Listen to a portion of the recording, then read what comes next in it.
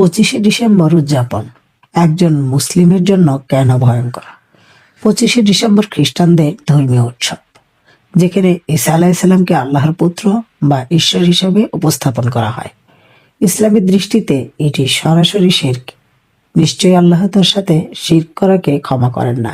সূরা আন-নিসা 48। কেন মুসলিমদের জন্য এতে অংশ নেওয়া হারাম? 1.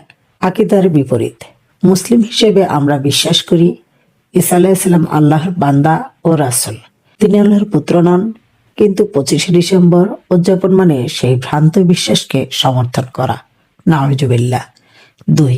অন্য ধর্মের ধর্মীয় উৎসবে অংশগ্রহণ নিষিদ্ধ।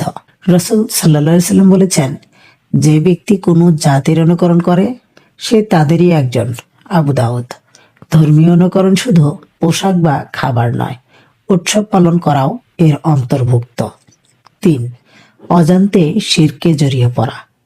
কেক কাটা, শুভেচ্ছা জানানো, মেরি ক্রিসমাস বলা, লাইট, গান, সাজসজ্জা এগুলো শুধু বিনোদন নয়, এগুলো একটি শিরক ভিত্তিক বিশ্বাসের প্রচার।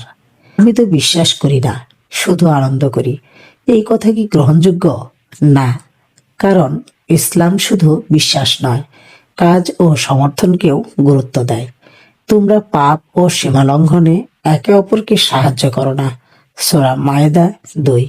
তাহলে মুসলিম কি করবে এই দিনে? নিজের ঈমান বাঁচাবে, আল্লাহর কাছে দোয়া করবে, কোরআন তেলাওয়াত করবে, পরিবারকে শিরক থেকে সতর্ক করবে, নীরবে সম্মানের সাথে দূরে থাকবে। অশালীন আচরণ নয়, কিন্তু আপোষহীন অবস্থান। প্রিয় ভাই ও বোনেরা, ঈমান নিয়ে কোনো কম্প্রোমাইজ নেই। আজ আনন্দের নামে যা তুচ্ছ মনে হচ্ছে, আখিরাতে তা হতে পারে ভয়ঙ্কর পরিণতির কারণ। হে মুমিনগণ, নিজেদের ও পরিবারকে আগুন থেকে বাঁচাও। সূরা তাহরিম। ঈমান ও ইসলাম বাঁচাতে ভিডিওটি বেশি বেশি শেয়ার করুন, আর ভালো লাগলে একটি লাইক ও কমেন্ট করে চ্যানেলটি সাবস্ক্রাইব করে আপনিও হতে পারেন একজন ইসলাম প্রচারের সঙ্গী। ধন্যবাদ।